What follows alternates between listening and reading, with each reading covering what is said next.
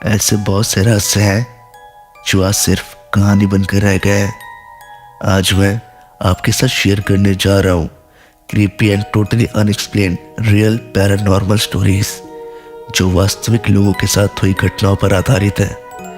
In stories में मैं आपको कुछ ऐसी घटनाओं के बारे में बताऊंगा जो आप कल्पना भी नहीं कर सकते और इसको कहीं ना कहीं रियल घटनाएं मानी जाती है।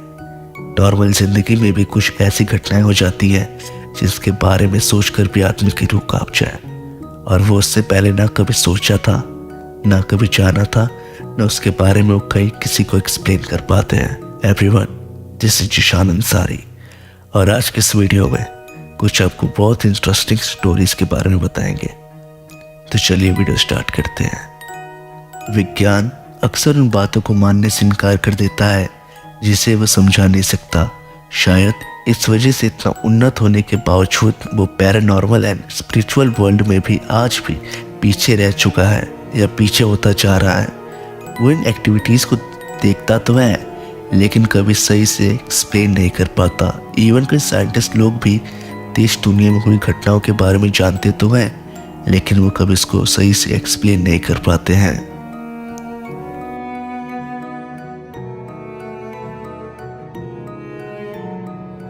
क्या कभी ऐसा हो सकता है कि आप ऐसे किसी व्यक्ति को अपने आसपास महसूस करो जो वास्तविक दुनिया में आपके आने से पहले हो?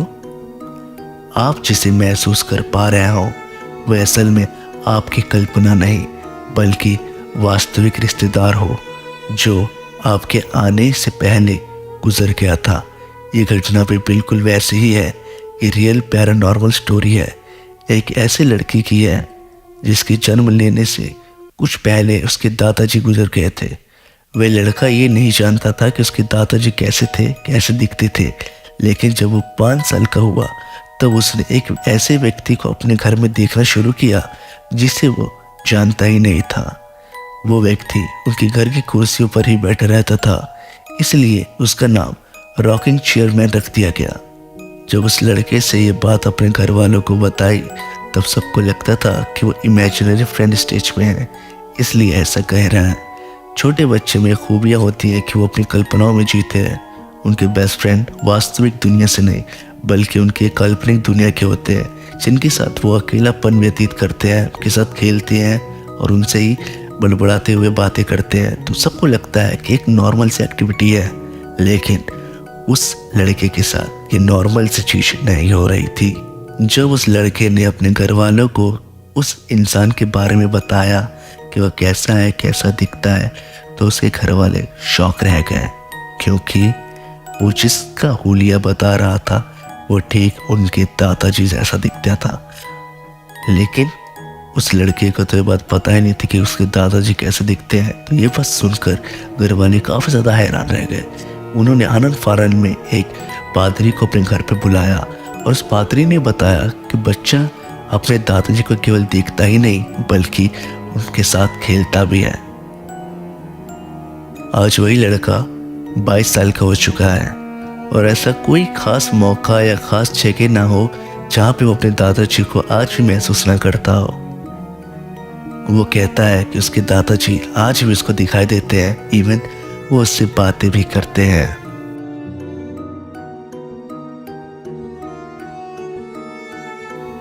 9/11 का हमला कौन नहीं जानता है। एक ऐसी घटना जिसने इंसानियत को शर्मसार कर दिया था। उसमें कई हजार लोगों ने अपनी जान गंवा दी थी और जो आज भी एक काला दिन की तरह अमेरिका में मनाया जाता है। इस घटना के कुछ साल बाद एक महिला अपने पति के साथ टीवी पर उस घटना से जुड़ा एक प्रोग्राम देख रही थी। ये घटना उनके एनिवर्सरी इवेंट के आसपास की थी जहां उनकी एक 3 साल की बेटी खेल रही थी। अचानक ही जब टीवी पर एक प्लेन को वर्ल्ड ट्रेड सेंटर की बिल्डिंग से टकराते हुए दिखाया गया था, उसी वक्त उनकी बेटी उनके पास आई और उसने ये शब्द बोले कि इसी जगह, इसी हादसे में मैंने अपनी जान गंवाई थी। जो वर्ड सुनकर उसके माँ बाप हैरान रह गए। उसके बाद वो लड़की नॉर्मल तरीके से जाकर अपने रूम में खिलौनों से खेलने लगी। उसके बाद ना उसने कुछ बोला ना उसको कुछ याद था। जब उसके माँ बाप ने वापस उससे ऐसा कुछ पूछना चाहा तो उसने बोला कि मम्मी मैंने तो ऐसा कुछ बोला ही नहीं।